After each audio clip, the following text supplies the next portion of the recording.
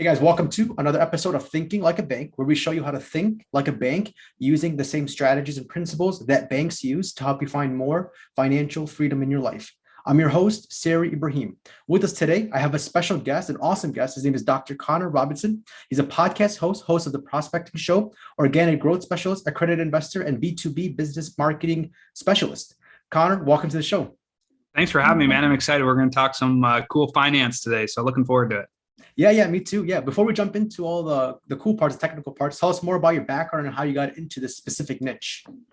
Yeah, so a couple different things, right? Number one is I spent a lot of time as a chiropractor, right? That's what I went to school for, is to become a chiropractor, learn how to treat people. That was a fun journey. But the limitation there is like any healthcare profession, right? Ultimately, what the problem is that you trade time for dollars, and then you can't scale it as well because you got to have a license to practice, right? And so just like financial services, you have to have a license. It's very hard to delegate that service. And chiropractic as a whole is only 60,000 people, right? It's not that big of a profession. So it's very, very hard to delegate. So one of the reasons that I left that and to go into the consulting world is because I wanted to be able to have that time leverage, right? Hire the right people, work with the right partners, not have to go drive, 45 minutes to work each day. And so basically that's what we do today, right? We consult people in the healthcare space. We consult people in the B2B business development space. We do some investing ourselves, right? We take the profits from the company and buy real estate. And then as we were talking about, some life insurance products. And so really we're just trying to build wealth long-term and help people take their B2B businesses and scale them. So that's a little background on me. Awesome. Great. Thank you for sharing that. And I love how you mentioned that, like, limitation. I think it's the same with like physicians and other healthcare professionals. Like, you can only see so many patients, so many clients in a day until you're capped out for your day. It's really hard for you to kind of duplicate yourself and have like the wheels in motion without you being there in these types of fields, which, brings up like consulting and investing in different places. And the name of your company is Syntacz, right? Correct. Yeah, we got Sports and Healthcare Solutions, which is the healthcare consulting company. Then we got Syntacz, which is the business development company as a whole. We actually have a new company, Pura Vida Holdings, and that company is our real estate holding company now. I'm doing that with a couple partners to buy more, deals over time. Mm-hmm. And one of our clients actually is our partner. So shout out to Brett Watts of Patient Rhino. He co-owns a new company called Pura Vida Holdings with us, and that is our real estate holding company for Charlotte, North Carolina. We're looking to do 10 deals next year there, all single family Airbnb style properties. And that's one of the places we park the cash. So that's our up and coming focus. Awesome. And then doing that, does that help you like with tax advantages at all? Yeah, I mean, that's honestly the biggest reason we're doing it, right? So I think a lot of people do Airbnb because they want the cash flow. You hear a lot of these guys about Airbnb arbitrage, right? And so for those of you who are not familiar with that, Airbnb arbitrage, basically you lease an apartment or you lease a place to live, and then you turn around and Airbnb that. So you don't actually own the asset. Mm-hmm. You're just paying a lease and then someone's paying you cash and then you're keeping the difference, that arbitrage. The problem with that model, it's great for a lot of people who don't have a bunch of money because you just have to come up with $1,500 a month or $2,000 a month. Yeah. You don't own anything at the end, right? There's nothing that you can sell. There's no actual real estate and you get no depreciation. So our strategy is let's buy actual homes, $400,000 and less. 400 is kind of the cap because if you get too luxury when the market's upside down, it gets kind of scary. So $400,000 or less, probably 250 to 400. And then you own the asset. You get the depreciation, right? And until I think 2028, there's bonus depreciation available, right? Mm-hmm. Which is 30% of the purchase price of the property minus the land, right? So on a $400,000 house, let's say there's $300,000 for the actual property and $100,000 for the land. So you get 30% of the $300,000, which is a $100,000 deduction in year one, but you've only spent 30 to 40 to 50 grand to get the property, right? So that's like a big tax arbitrage that most people don't get. So yes, to answer your question in a long way, the reason we do those deals is number one, cash flow. Number two, we want someone depositing money into that house every month and paying down the mortgage. So we get the equity play, but also 30%, deduction in year one, which is a very big deal for us. Yeah, that is a big deal. And I love how you keep using the word arbitrage. That's one of my favorite financial terms. What does that mean, arbitrage? Yeah, I mean, the way that we look at arbitrage is like there's a fixed point in some business model that you can control that variable. And then if you can go above and beyond that variable, you're going to be able to keep that spread, right? So if you have $1,000 a month that you got to pay on for the mortgage, but you can rent it for 2,000. Now that arbitrage is 2 minus 1, you keep that spread. And the goal here is put as little money in as possible to get the maximum back out while mitigating your downside risk, which is why I like real estate, because at the end of the day, worst case scenario, let's say you get no renters in your Airbnb, right? Mhm. You pay let's say a $2,500 mortgage. Well, that $2,500 just went from your checking account into the equity of the property. So you never really lost, right? Yes. All that you did was you just transferred the wealth from cash into equity, and you're not really down. I wouldn't recommend doing that forever, because now you just have an expense. It's a liability, not an asset, but you're still building wealth in the property. So that's how we look at the arbitrage. Love it. Now let's shift gears, like on a day-to-day basis. Like, so how do you on a day-to-day basis help business owners grow their businesses? Yeah, a lot of it comes down to consulting, right? At the end of the day, people are really struggling with growing their businesses. And the number one reason that they struggle with growing their businesses is because they don't actually have a method to get new customers, right? So we spend a lot of time on offer creation. What's your offer? How do you sell it? How do you get out of a commodity sale? How do you position yourself differently? And then how do you do outbound marketing, right? LinkedIn, email, text, voicemail, whatever those channels are. How do you do more and more outbound marketing so that people are going to take calls with you?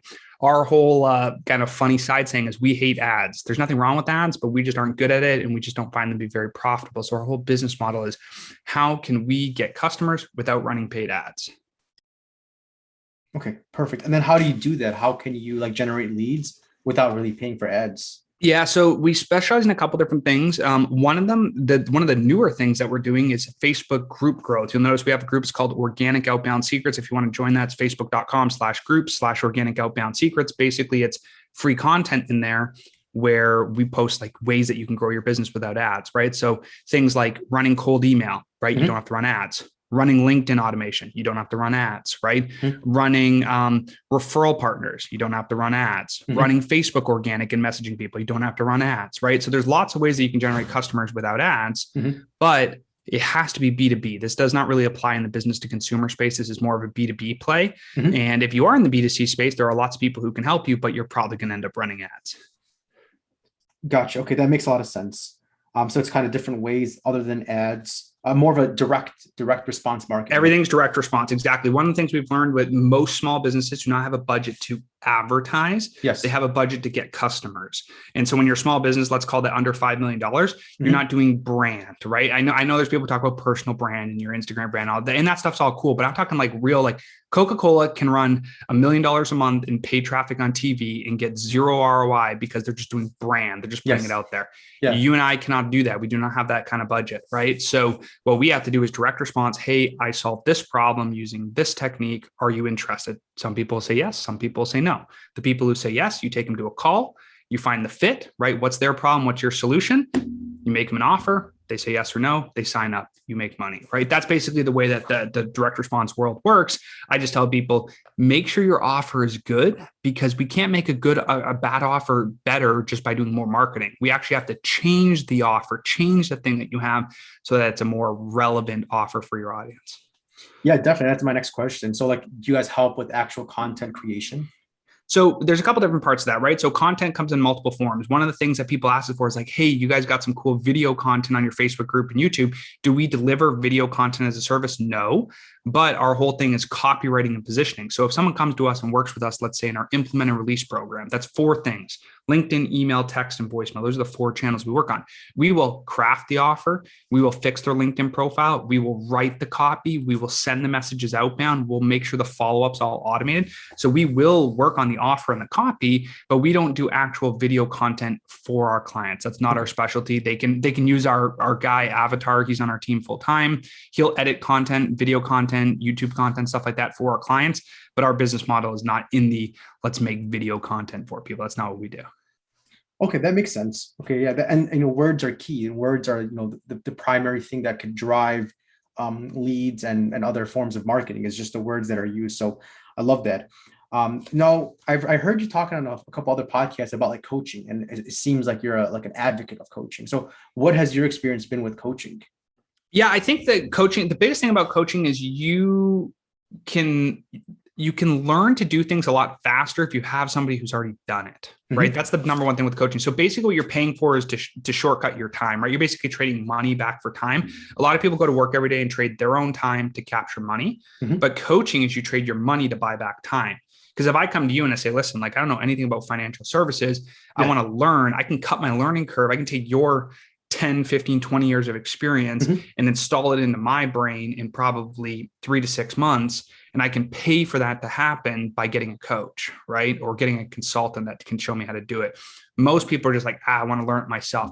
Why would you not pay somebody who's already done what you're doing Yes. or what you want to do to cut that learning curve? Same with Airbnb. For us, it's like, I don't want to become an Airbnb expert. Yeah. I want to pay people who know what they're doing to tell me what to do. Yeah. And I'll just follow the blueprint. And if it's wrong, which it will be at some time, we'll figure it out then, right? But I'm not going to try to come up with a whole new method on how to do Airbnb. I'm just going to follow the proven template that other people are doing. So that's what coaching is. You're spending money to get your time back. So instead of taking a year to learn something, you take 12 weeks to learn something. And would you say that like coaching has like been like what some of your best ROIs that you've seen like in investing?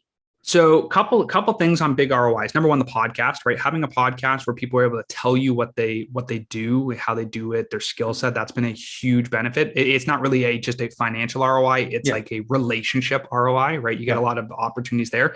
Coaching and consulting from other people telling us what to do has definitely been a big factor. And then I think also learning from exposure, right? We've had a lot of business experience on like, hey, we did X and we screwed up. Right. And it's like, okay, well, now I'm going to learn really quick. So I think, having those getting kicked in the teeth type situations is probably the best learning experience. It's not fun, but it allows us to learn really, really quickly. So I think that and coaching together have really, saved our butt time and time again. Yeah, absolutely. And I like how you said like failures, it's okay. Like you learn from it, you bounce back from it. What are your thoughts on failure? Yeah, well, I think there's a couple things that people underestimate on the failure side. It's like sometimes you don't even know you're failing, right? Like that's the one thing that's very interesting is like we've had times where I'm like, oh, I think we're doing okay. And then I look back and I'm like, man, we actually weren't doing that properly. That was a failure, but I didn't know it was a failure until later. And that's, for some people, I think they look at that and go, well, how do you know it's a failure? Well, could it be better? Could it be worse? Or should it be the same? Right. And if it could be better, it's a failure, right? Like it doesn't have to be, you don't have to bankrupt your company for it to be a failure. You don't have to lose all your money in the stock market for a failure. You don't have to have a cryptocurrency go to zero on some kind of like altcoin, right? For it to be a failure, right? You can jump into something, realize this isn't for me and back out. Like one of the biggest failures I tell people about all the time is spending money to go to school, right? I spent $250,000 to go to chiropractic school. It wasn't worth it. It just wasn't. Like, I mean, yeah, I got the doctorate, I got the 2 letters, became board certified. I did a lot of things. I learned a lot of cool things.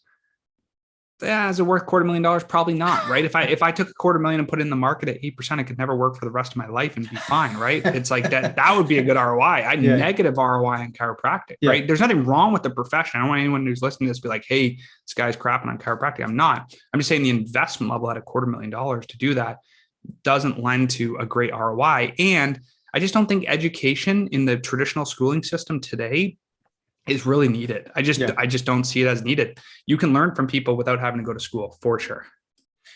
Yeah, definitely. I think there's more valuable content just on podcasts and YouTube videos and books than there are in universities and, traditional degrees. So yeah, I agree. For sure. Now, Connor, I want to go back to talking about like money and financial services, financial planning. So sure, you use life insurance, right? Like cash value life insurance. Do you mind sharing with us like why you use this type of vehicle and kind of how you're using it? I think there's this ongoing war, right? Depending on how deep people go into the investment world, like there's this war on permanent life insurance, right? And for those of the people that don't know about that, right? Whole life, IUL, those are kind of like the two competing things. Right now, the way I see it is like, just pick your poison, right? The fact that you have an insurance policy that has cash value is the most important thing. Whether you do whole life or you do IUL or like that doesn't matter, right? To me, what matters is that you do something, right? You take money that you're making and you deploy it into something that grows.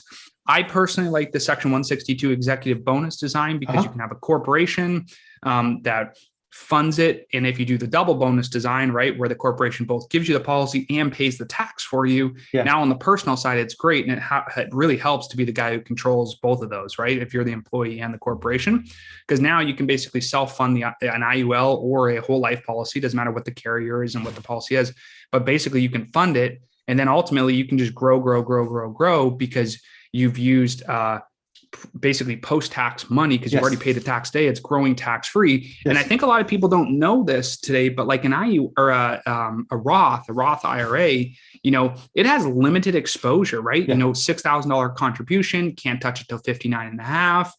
There's some catch-up years, but if you make over 136, maybe 138, whatever the number is now, Yeah. you can't contribute, or you have Yeah. a phased out contribution. So it's like, hey, if you want to put 60 grand into a Roth, you can't, you can't do it, Yep. right? You can't do it in a Roth IRA. So, then you start looking at things like 401ks, and it's like, okay, well, a 401k could be a good option, but what if you need the money tomorrow? You can't access it again, right? It becomes illiquid. So I think the benefit of the life insurance policy is, number one, you get the death benefit, right? That's a small portion of it, but you get liquidity that you otherwise wouldn't get in other policies. And I think that's honestly underrated for people because they're like, well, why do I need the money if it's for retirement? It's like, listen, dude, what if you get a great opportunity and you want to pull out $35,000 in cash right, in the next 2 days to do a deal? Yes.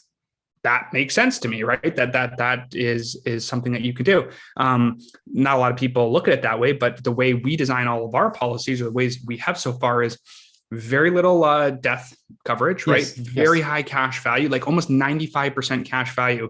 We were looking at a policy last year, actually, that it was $60,000 a year, and only $4,700 of that was insurance. Okay. Right. So you look at how slanted that policy is on $60,000, almost $56,000 of that is pure cash. Yes. The other sub 5 was insurance. And you look at that and you go like, man, just because I wrap cash with insurance together, now it's like I got an unlimited Roth IRA. I can just go. And the company's going to pay the tax on it. So when it grows, it's tax free. It's like, it doesn't get better than that if you ask me. That's the best case scenario. And you could even go a step further. The asset protection is typically, it's an exempt asset, it's typically protected from different, from creditors and different risks like that. It's not affected by the stock market. So if the stock market crashes, the policy cash value is not going to be affected by that. You don't have to qualify for a loan. It's not like you have to be approved. It's guaranteed approved as long as you have cash value. Typically up to 90% of that you could take out. You can pay that loan back whenever you want. Yep. So I think it should be, that's why we did this podcast to talk about. And it's optional too. That's the word. That's the best part about the loan policy. They're optional payback, right? If you have an $800,000 life insurance policy, it's called $1 million, and you want to, and your cash value is building, you borrow 80% or 90% of the cash value. Let's say it's $100,000.